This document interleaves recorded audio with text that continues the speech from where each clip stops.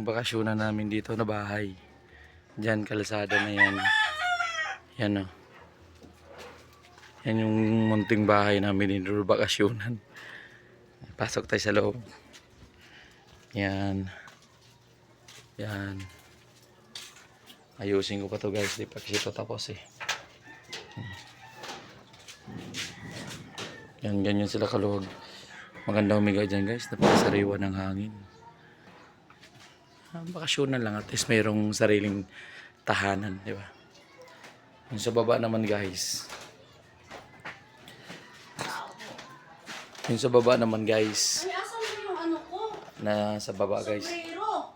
Kaya si Brent na naman silang nagkagawang. May nandun pa yung CR dun sa baba guys. Eh, ako nang bumaba, papagod na ako yun. Oh. Yan, tiles dyan, tiles. Dito kahoy lang kasi sariwa. Matatanaw mo dyan guys yung ano, yung kabundukan pag umaga.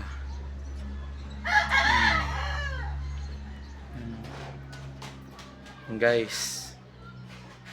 Ayan. Ang ganda. Ano to kasi? Parang naraata tong kahoy na to. Ayusin ko pa to guys. Di pa to tapos. At least mayroon na tayong bakasyonan. Diba guys? So, kung sino gustong pumunta rito, available to guys. Ha?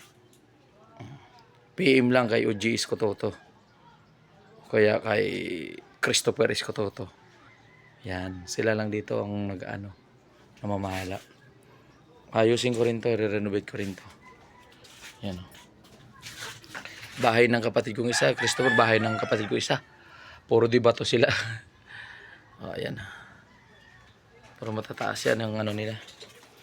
Yan o. Hanggang dito na lang guys ang aking vlog.